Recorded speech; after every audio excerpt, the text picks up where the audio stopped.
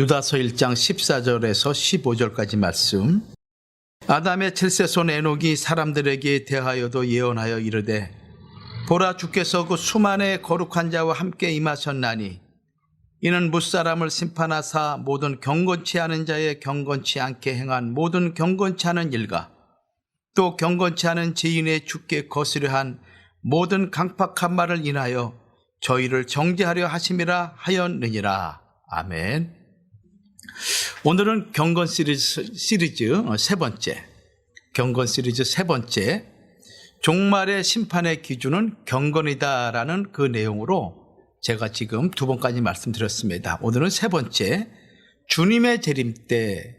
이 주님의 재림때는 과연 무엇이 심판의 기준이고 정죄의 대상이 되는가라는 것을 살펴봄으로써 우리가 은혜를 나누고자 합니다.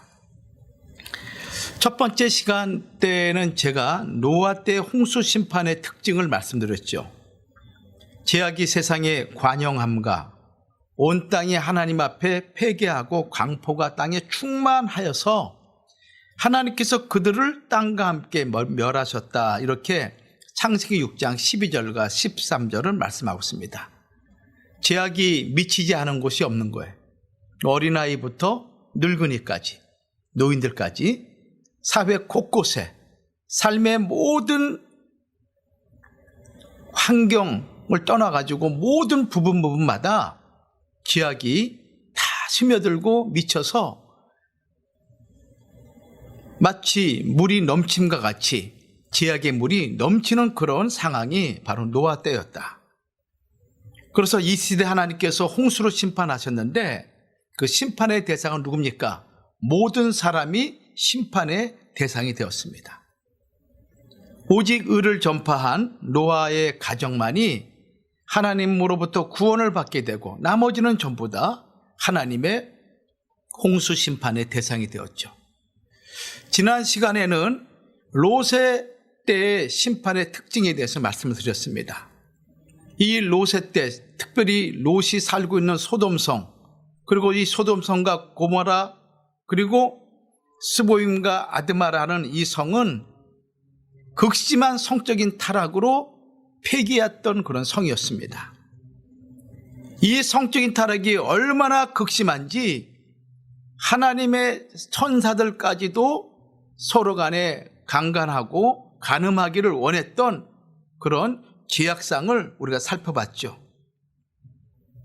그래서 하나님은 후세에 장차 이 시대 소돔과 고모라 그 시대에 살던 사람뿐만 아니라 주님이 이 땅에 오실 때까지 모든 세대들에게 본보기를 보여주기 위해서 하나님이 심판하셨는데 그 심판이 무엇인가 하면은 불과 유황을 비같이 내려서 그 성과 온 뜰을, 온 밭을, 온 땅을 다 뒤집어 버렸다라고 성경은 말씀하고 있습니다. 이렇게 함으로 말미암아 성적인 타락이 얼마나 하나님 앞에 무서운 진노의 심판이 대상이 되는가라는 것을 본보기로 보여주신 것이죠. 이제 마지막 주님 재림과 관련해서 유다서는 주님 재림 때 그 심판의 대상을 구체적으로 말씀하고 있습니다. 근데 이 유다서가 특별히 마지막 때 하나님의 심판의 대상이 누군가 무엇인가라는 것을 아주 구체적으로 얘기를 하고 있는 거예요. 그것이 무엇인가 하면은 경건치 않은 말과 경건치 않은 행동을 하는 자들이 주님 재림할 때 심판의 대상이 되고 정죄의 대상이 된다라는 거예요. 죄인이다, 너는 죄를 지었다 라고 주님이 말씀하시는 다는 것입니다. 마치 마태복음 13장 49절과 50절 말씀 보면은 천사들이 와서 의인 중에서 악인을 갈라내어 풀무불에 던져 넣으리니. 자, 의인 중에서 악인을 갈라낸다. 뭡니까? 솎아낸다는 것이죠. 경건치 않은 말과 경건치 않은 행동을 하는 자들을 천사들이 솎아내는데 마치 악인과 의인을 냉엄하게 분리시킨다는 것입니다. 일말의 동정이나 아니면은 인간의 정이 개입할 여지가 없는 거예요. 하나님께서 천사들을 통해서 의인과 악인을 아주 분명하게 완전히 격리시킨다. 이렇게 말씀하고 있는 거예요. 갈라낸다는 것입니다. 그 악인들이 누굽니까? 오늘 유다서에 있는 말씀과 같이 생각해 볼 때 경건치 않은 말과 경건치 않은 행동을 하는 자들을 하나님께서 분리시킨다는 거예요. 좋은 물고기는 그릇에 담고 못된 것은 내어 버리는 것처럼 말입니다. 근데 이 말씀을 예언한 사람이 누군가 하면은 아담의 7대 손인 에녹이 이 말씀을 예언을 한 거예요. 여러분들 에녹이 누구인지 잘 알고 있죠?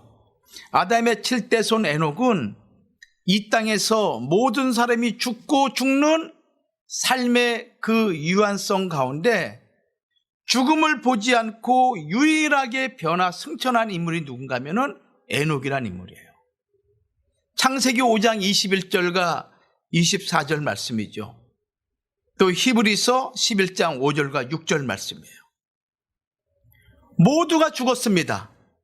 죽음으로 끝나는 삶 속에서 유일하게 죽지 않음을 누린 믿음의 선진. 그것은 이 에녹의 삶이 경건한 삶의 최절정, 극치의 삶을 누렸음을 우리에게 말씀하고 있는 거예요. 말과 행동에 흠이 없는 것입니다. 하나님이 볼 때도 사람들이 볼 때도 그의 삶 전체가 얼마나 경건한지 이 땅에 더 이상 살 이유가 없는 거예요. 그래서 하나님이 그를 산채로 하나님의 나라로 끌어올리신 거예요. 그 에녹이 예수 그리스도의 재림과 관련해서 종말에 어떤 자들이 심판을 받고 어떤 자들이 정죄를 받는가라는 것을 예언을 한 거예요. 그것이 오늘 본문 유다서 1장 14절과 15절 말씀이에요. 마지막 때로 살아가는 여러분들과 저에게는 너무너무 중요한 하나님의 메시지인 것이죠. 특별히 유다서 1장 15절에는 불경건한 이 단어가 4번이나 반복이 되고 있어요. 4번이나. 15절 말씀 보면은 이는 무사람을 심판하사 모든 경건치 않은 자 한 번 나오죠. 또 경건치 않게 행한 2번 나오죠. 모든 경건치 않은 일 3번 나오죠. 또 경건치 않은 죄인 4번. 한 구절에 경건치 않은 이 불경건한 단어가 4번이나 반복되면서 마지막 하나님의 심판이, 주 예수 심판이 경건치 않은 말과 경건치 않은 행동에 있음을 계속적으로 강조하고 있음을 우리에게 말씀하고 있는 거예요.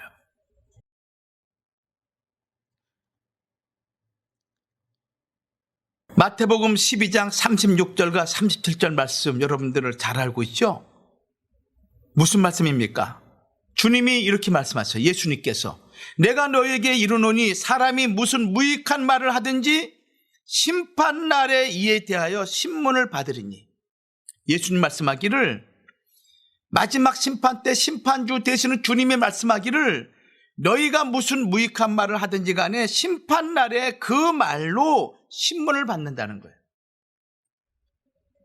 37절 말씀 보면은 내 말로 의롭다함을 받고 내 말로 정죄함을 받으리라.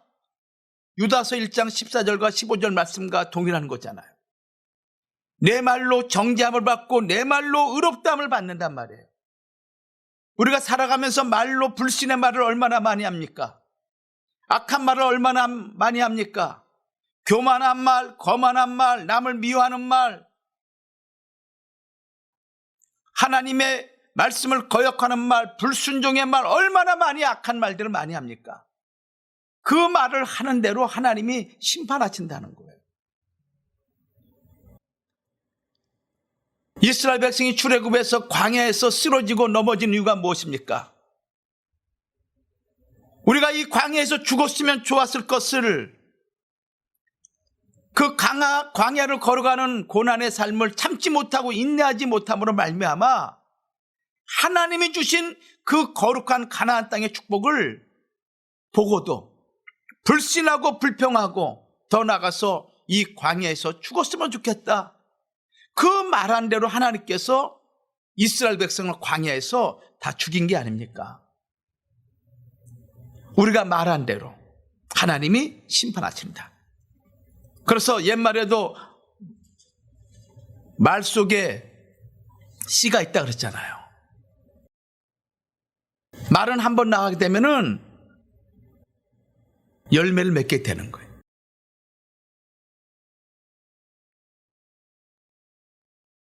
내 말로 의롭다함을 받고 내 말로 정죄함을 받는다. 안 된다 안 된다라는 말을 자꾸 하는 사람은 그의 인생이 안 되게 돼 있어요. 그러나 상황과 환경과 여건이 힘들다 할지라도 하나님이 도와주시면 능치 못함이 없다. 하나님이 도와주시면 반드시 될 것이다. 비록 나는 부족하고 연약하고 지혜와 지식이 부족하다 할지라도 하나님께서 나를 도와주시고 지혜와 지식을 부어주시면 넉넉히 할 수 있다. 이렇게 고백하고 하나님께 나아갈 때 하나님은 그 말대로 하나님께서 이루어 주신다는 것입니다. 그래서 믿음의 말이 그렇게 중요한 거예요. 믿음의 말이. 심판날에 심판주이신 예수님께서 각인의 사소한 행동, 특히 무익한 말까지 신문하신다고 그러니 우리가 지금까지 되돌아보면서 내가 얼마나 무익한 말을 많이 했습니까? 또 나의 유익을 위해서 남을 곤란하게 만들고 거짓말을 하고 속이는 말을 얼마나 많이 했습니까? 내 자식이라 해가지고 내 말에서 얼마나 많은 말을 통해서 상처를 입히고 그의 마음을 좌절하게 한 말이 또 얼마나 많이 있습니까? 그런 말들을 한 것을 다 회개해야 되는 거예요. 왜? 하나님이 무슨 무익한 말을 하든지 간에 심판날에 이에 대해서 신문하겠다고 말씀하셨기 때문에 자기가 한 말에 대해서 회개해야 되는 거예요. 교회에 대해서, 주의 종들에 대해서, 또 자기 삶 속에 주신 은혜에 대해서 내가 거역한 말을 한 것이라면 다 회개해야 되는 거예요. 그래서 골로새서 3장 17절 말씀 보면은 말에나 일에나 다 주 예수 이름으로 하고 그를 힘입어 하나님 아버지께 감사하라. 내가 무슨 말을 하든지 간에, 내가 무슨 일을 하든지 간에 주 예수 이름으로 하라는 것입니다. 그러면은 무익한 말을 하지 않겠죠. 에녹은 주의 재림으로 말미암아 하나님의 심판이 아직 임하지도 않았음에도 불구하고 주의 재림이 너무나 분명하고 심판의 대상이 너무나 확실하기 때문에 뭐라고 말씀하셨습니까? 주께서 수많은 거룩한 자와 함께 임하셨나니 부정각오. 특이한 시점에 발생한 사건으로 시기가 명확한 그런 시제지요. 부정각오는 반드시 임하셨음을 이렇게 예언하고 있는 거예요. 주의 재림은 분명한 거예요. 그런데 그 심판의 대상이 누구냐? 경건치 않은 말과 경건치 않은 행동을 한 인물을, 그런 사람들이 심판의 대상이 된다는 것을 말씀하고 있는 거예요. 그러면 경건치 않은 말과 경건치 않은 행동을 하는 자들이 누구겠습니까? 유다서 1장 10절 말씀 보면 이렇게 기록하고 있습니다. 우리 한번 찾아보죠. 유다서 1장 10절 말씀 찾고 한번 같이 한번 읽도록 하겠습니다. 이 사람들은 무엇이든지 그 알지 못하는 것을 회방하는 도다. 또 저희는 이성 없는 짐승같이 본능으로 아는 그것으로 멸망하느니라. 이성 없는 짐승이라는 것입니다. 사람은 사람이죠. 그런데 하나님의 영이 없는 자들이에요. 하나님의 말씀이 없는 자들인 거예요. 예수 그리스도에 대한 믿음이 없는 자들을 성경은 이성이 없는 짐승 같은 존재라고 이렇게 말씀하고 있는 거예요.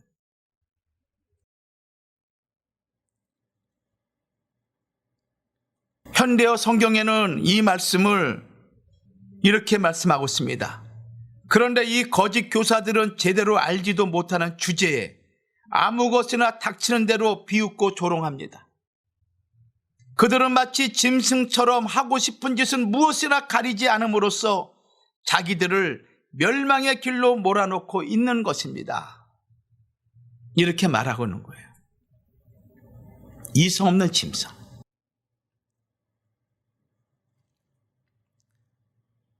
그러면서 유다서 1장 11절은 이 이성 없는 짐승들, 다시 말씀드리면 경건치 않은 말과 경건치 않은 행동을 하는 자들을 언급을 하는데 세 종류의 사람을 언급하고 있어요.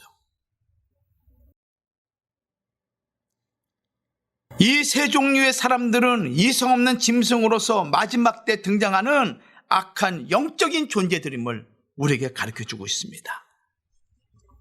유다서 1장 11절 말씀 보면은 화 있을진저 이 사람들이여 가인의 길에 행하였으며 삭을 위하여 발람의 어그러진 길로 몰려갔으며 고라의 패역을 쫓아 멸망을 받았도다. 세 명을 언급하고 있어요. 가인의 길을 걷는 자들. 두 번째는 삭을 위하여 물질 때문에 돈 때문에 발람의 어그러진 길로 가는 자들. 세 번째는 교회 공동체 안에서 하나님의 주권과 권위를 도전하는 고라의 길을 걷는 자들, 세 종류의 사람을 언급하고 있고, 이것이 마지막 때 이 땅에 무수히 많은 사람들로 나타날 것이며 그들이 주 예수 그리스도의 심판의 대상이 된다는 것은 말씀하고 있어요. 자, 그러면 첫 번째로 가인의 길을 행하는 자들은 누구인가? 가인의 길을 행하는 자들은 누구인가? 자, 가인은 여러분들 누굽니까? 창세기 4장 8절에 인류 최초의 살인자입니다. 자기 동생을 제사 문제 때문에 죽인 최초의 사람이 누군가 하면은 가인이에요. 그래서 살인자들을 가리켜서 우리는 카인의 후예라고 말하고 있지 않습니까? 히브리서 11장 4절 말씀 보면은 믿음 자체를 잃어버린 자라고 말하고 있어요. 믿는 것 같은데 믿음이 없는 자들이에요. 요한일서 3장 9절과 11절 말씀에는 그의 소속은 마귀에게 속했다고 말하고 있습니다. 우리는 각자 소속이 있습니다. 내가 어느 부모 밑에 속했는지, 내가 어느 학교를 졸업했는지, 내가 어느 교회에 소속해서 신앙생활을 하는지 우리는 각자 소속이 있는 것입니다. 크게 대별하면은 하나님에게 속했는지 마귀에게 속했는지 이렇게 갈라지는 거예요. 여러분들은 어디에 속한 자들입니까? 하나님에게 속한 자들이죠. 그런데 가인은 마귀에게 속한 자라고 요한일서 3장 9절과 11절은 말씀하고 있어요. 그래서 가인을 가리켜서 요한일서 3장 12절은 마귀의 자식이다라고 이렇게 말씀하고 있는 것 아니겠습니까? 가인은 역사 속에 등장하는 모든 악한 자들의 모형인 것입니다. 역사 속에 등장하는 주님이 이 땅에 재림하실 때까지 모든 역사, 고대와 중세와 근대와 현대사회에 등장하는 모든 악한 자들의 모형이라고 성경은 말씀하고 있어요.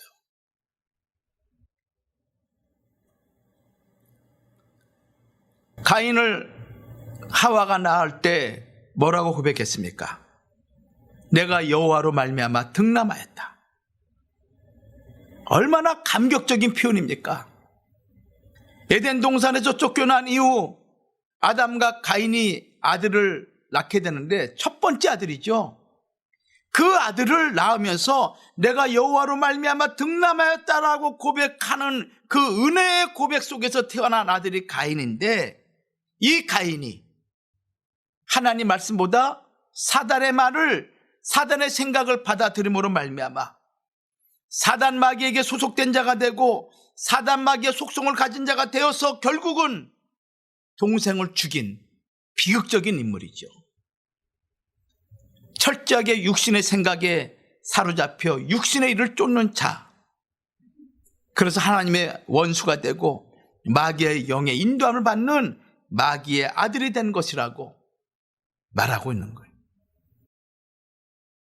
또 이 가인은 하나님의 공의와 하나님의 심판과 하나님의 구원을 부인하는 자라는 것입니다.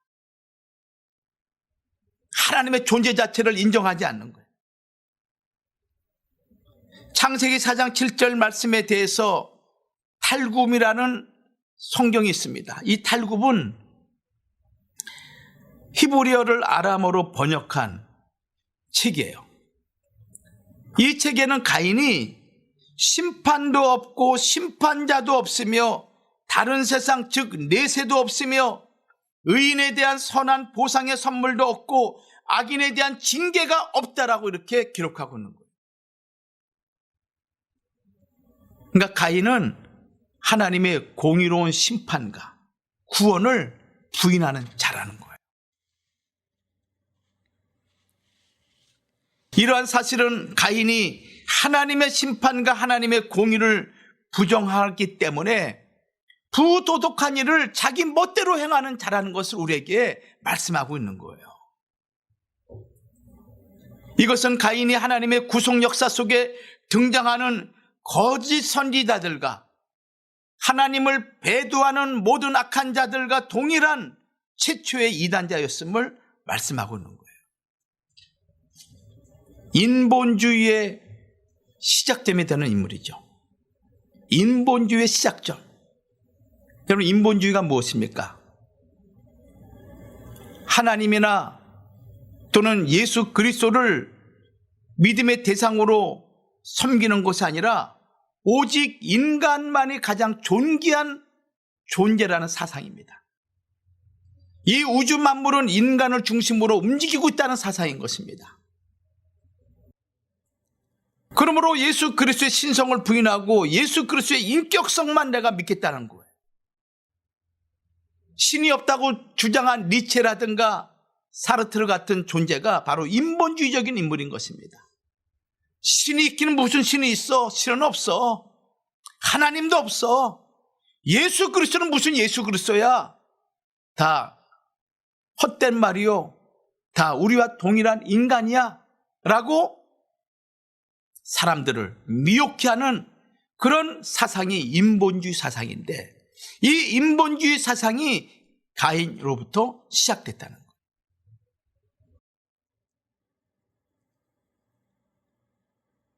여러분들, 우리가 구속사 공부를 하면서 많이 배웠지 않습니까? 가인의 길을 행한 그 후손들의 삶이 어떠한 삶이었습니까? 가인이 창세기 4장 16절 이하의 말씀 보면은 여호와 하나님을 떠나 낳은 첫 번째 아들이 에녹이죠. 에녹. 이 에녹은 창세기 5장에 나오는 아담의 7대 손인 에녹, 유다서 1장 14절에 나오는 아담의 7세 손 에녹과 다른 인물인 것입니다. 동명이인인 것이죠.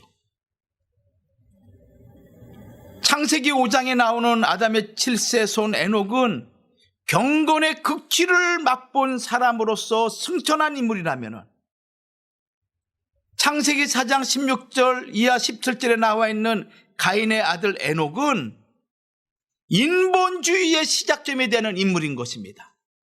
너무너무 대비되는 인물이죠.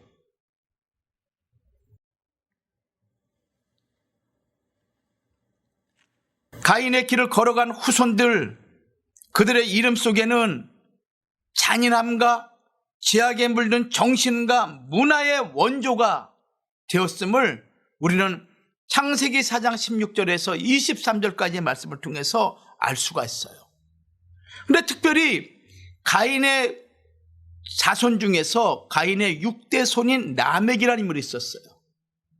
가인의 6대 손 라멕.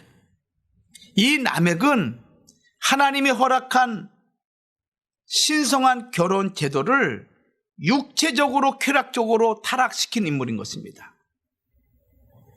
성도 여러분, 하나님의 창조 질서인 이 가정은 일부 일처제의 제도인 것입니다. 그래서 에덴 동산에서 하나님은 아담을 창조하시고 그의 갈비뼈를 통해서 하와를 만들어 한 가정을 이룬 거 아니겠습니까? 이것이 창조 원리인 것입니다. 가정의 시작점이 되는 것이죠. 일부 일처제, 이것은 하나님의 창조 원리요 질서인 것입니다. 근데 이 라멕이라는 사람은 어떤 사람인가 하면은 일부 다처제를 시작한, 다시 말씀드리면 성적 타락의 원조가 된 인물이 가인의 길을 걸은 후예들, 가인의 6대 손인 라멕을 통해서 이루어졌음을 우리는 창세기 4장 19절 말씀을 통해서 알 수가 있어요. 창세기 4장 19절 말씀 보면은 라멕이 두 아내를 취하였으니 두 아내를 취했다라고 얘기하고 있는 거예요. 오늘 이 지구상에 있는 수많은 일부 다처제 있죠. 이것이 바로 가인의 계통의 악한 자들의 그런 문화인 것입니다. 또한 하나님의 이름을 도용해서 죄의식이 없이 살인과 보복행위를 자행했던 그런 인물이 라멕이죠. 창세기 4장 24절 말씀이에요. 창세기 4장 23절과 24절 말씀 보면은 라멕이 아내들에게 이르되 아다와 실라여 내 소리를 들으라. 라멕의 아내들이여 내 말을 들으라. 나의 창상을 인하여 내가 사람을 죽였고 나의 상함을 인하여 소년을 죽였도다. 이렇게 기록하고 있습니다. 나의 창상, 이 창상은 가벼운 타박상이나 멍든 상태예요. 그 가벼운 타박상, 멍든 그것 때문에 사람을 죽이는 거예요. 얼마나 무자비합니까? 나의 상함, 상처를 얘기하고 있어요. 가벼운 상처. 그것 때문에 소년들을 죽이는 거예요. 그러면 우리가 지나가다 보면은 몸이 부딪힐 수도 있고 사람이 많은 경우에는 여러 가지로 이렇게 서로 간에 부딪힐 수 있지 않습니까? 그것 때문에 사람을 죽이고 그것 때문에 상처 났다고 해서 어린아이를 죽인다는 거, 이게 말이 됩니까? 근데 라멕이라는 인물은 그런 일을 자행을 한 거예요.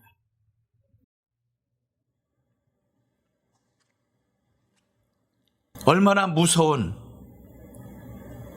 그런 사람들입니까? 가인의 길을 걷는 자들, 그들의 자녀 교육, 어떤 교육이었겠습니까? 지성이나 인성이나 영성의 회복과는 거리가 먼 거예요. 자기 배만 부르면 되는 거예요. 자기만 만족하면 되는 거예요. 그럼 우리 주변의 삶을 보십시오. 우리 주변에 많은 사람들 보십시오. 얼마나 폭력이 난무하고 얼마나 많은 살인들이 우리 주변에 벌어지고 있습니까? 이 모든 것들이 바로 가인의 문화와 가인의 정신이 그들을 지배하고 있기 때문에 그러한 일들이 벌어지고 있는 거예요.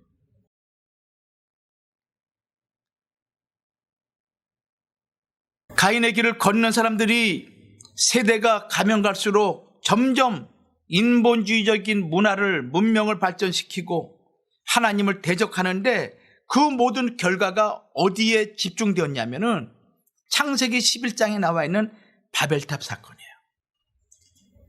창세기 11장의 바벨탑 사건. 이 바벨탑 사건을 지음으로 인본주의의 최절정을 이루게 됩니다. 창세기 11장 4절 말씀을 보십시오. 또 말하되 자 성과 대를 쌓아 대 꼭대기를 하늘에 닿게 하여 우리의 이름을 내고 온 지면에 흩어짐을 면하자 하였더니, 바벨탑을 쌓는데 이 바벨탑을 하늘까지 닿게 하자는 거예요. 이 얘기는 인간 스스로가 하나님의 자리까지 올라가자는 거예요. 사람이 하나님이 되겠다는 그런 생각인 거예요. 그리고 우리 이름을 온 천하에 드러내자. 인간이 얼마나 위대하고 인간이 얼마나 존귀한 존재임을, 인간의 힘으로 온 세상을 마음대로 할 수 있음을 드러내자. 그 교만함의 극치를 이룬 사건이 바벨탑 사건인 거예요. 과학과 문명으로 우리가 하지 못할 일이 없다. 과학과 문명이 되기만 하면은 인간의 수명도 장수의 수명으로 바꿀 수 있다라는 그런 교만한 마음이에요. 여러분 생각해 보십시오. 생명이 누구 것입니까? 생명은 내 것이 아니에요. 사람의 것이 아니에요. 생명의 주는 하나님인 거예요. 만약에 생명이 내 것이라면은 죽음도 내가 막을 수 있는 거죠. 그래요, 안 그래요? 마지막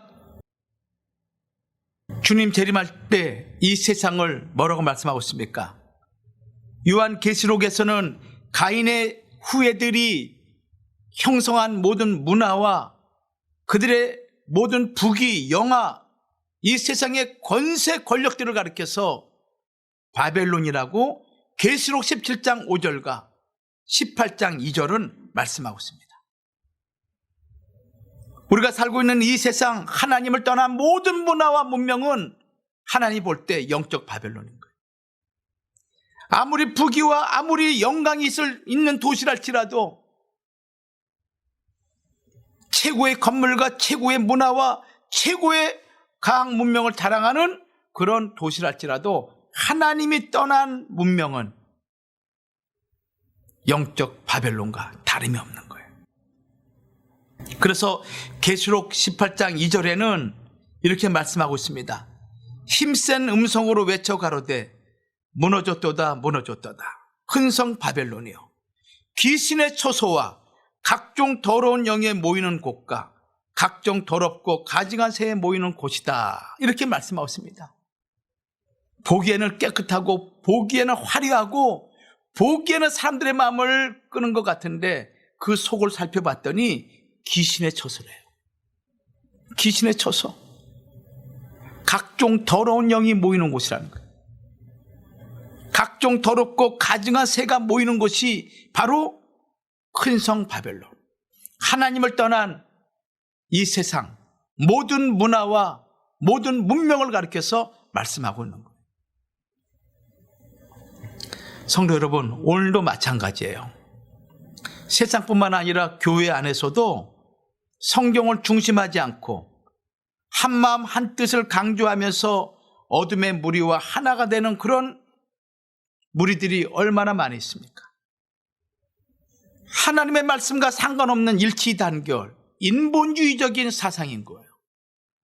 입으로는 하나님 말씀, 입으로는 은혜를 말하고 있지만은 그들의 마음에는 하나님을 인정하지 않는 거예요. 화가 나고 분노가 생기고 자기의 이론에, 자기의 말에 서로 부합이 안 되면은 언제든지 인간적인 생각으로 편을 가르고 그리고 당을 짓고 싸우게 되는 거예요. 그러나 그 뒤에 남는 것은 피차간의 상처와 허무와 후회뿐인 것입니다. 시간이 지나면은 야, 그때 내가 왜 그랬을까? 후회만 남게 되는 거예요. 한숨만 남게 되는 거예요. 탄식만 남게 되는 거예요. 그래서 여러분들, 성경에서 말하는 이런 바벨론, 어떤 나를 제외한 특정한 어떤 것을 얘기하지 말고 내가 그런 존재가 아닌가, 혹이라도 내가 가인의 후예가 걸어갔던 그 길을 걸어가는 그런 인본주의 사상에 내가 사로잡혀 있지 않는지, 내가 아쉬울 때만 하나님, 주님 찾고 내가 배부르고 내가 만족하고 내가 평안하면은 하나님 잃어버리고 예수님 잃어버리고 신앙생활 잃어버리고 자기의 만족한 삶대로 살아가는 그런 인본주의적인, 다시 말씀드린 영적 바벨론과 바벨론에 속해 있는 그런 삶을 살아가고 있는 우리가 아닌지 늘 자기 자신을 살펴보고 내가 하나님 말씀에서 벗어나지 않도록 항상 자기 자신을 기도하면서 깨어 있어야 되는 거예요. 자, 두 번째 인물은 누군가 하면은 삭을 위하여 발람의 어그러진 길로 가는 자들이에요. 돈, 물질 때문에 발람의 어그러진 길로 가는 그런 자들이 있다는 것입니다. 유다서 1장 14절 말씀 보면은 삭을 위하여 발람의 어그러진 길로 몰려갔으며 이렇게 말씀하고 있죠. 현대의 성경은 발람처럼 돈을 벌기 위해서는 어떤 일이라도 거침없이 해치운다라는 얘기예요. 돈이라면은 진리의 길 상관없어요. 그 진리의 길 가지 않는 거예요. 내가 물질, 돈을 내가 얻을 수만 있다면은 부도덕하고 하나님이 원치 않는 악한 길이라도 나는 갈 수 있다, 이런 사상을 가지고 있는 자들이 어떤 자들이냐? 발람의 어그러진 길로 가는 자들이라는 거예요. 베드로후서 2장 15절 말씀 보면은 저희가 바른 길을 떠나 미혹하여 부올의 아들 발람의 길을 쫓는도다. 그는 불의의 싹을 사랑하다가 다른 길을 벗어나 그들은 부정한 수단으로 돈을 얻기를 좋아하는 부올의 아들 발람처럼 배회하고 있다. 돈이라면은 그 어떠한 것이라도 행하는 자들, 그런 자들이 경건치 않은 말과 경건치 않은 행동을 하는 자들이라고 성경은 두 번째로 지적하고 있는 거예요. 이 발람이란 선지자가 하나님의 백성 이스라엘에게 무슨 일을 했습니까? 이 발람이 모압 왕인 발락의 그 요구에 불의 싹을 받고 이스라엘 백성을 타락시킨 거짓 선지자가 이 발람이라는 선지자인 거예요. 이스라엘 남자들을 유혹하는 올무를 놓아 우상의 제물을 먹게 하고 그리고 행음을 하게 하는 그 주인공이 발람 선지자였습니다.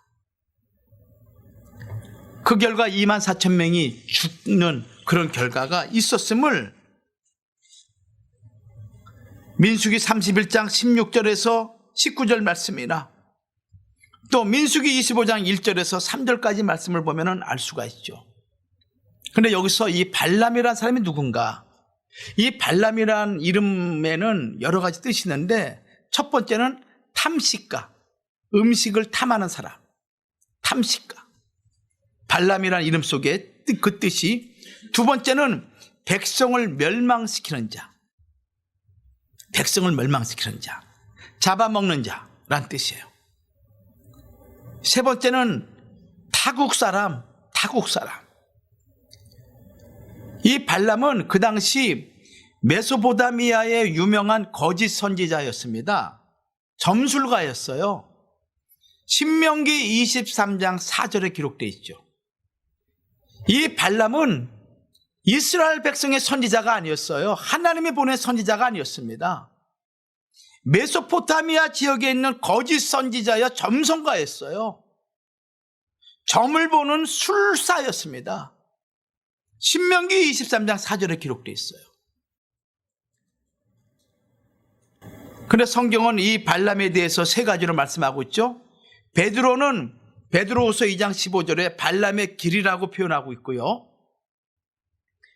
유다는 유다서 1장 11절에 발람의 어그러진 길이라고 표현하고 있고, 사도 요한은 계시록 2장 14절에 발람의 교훈이라 이렇게 말씀하고 있어요.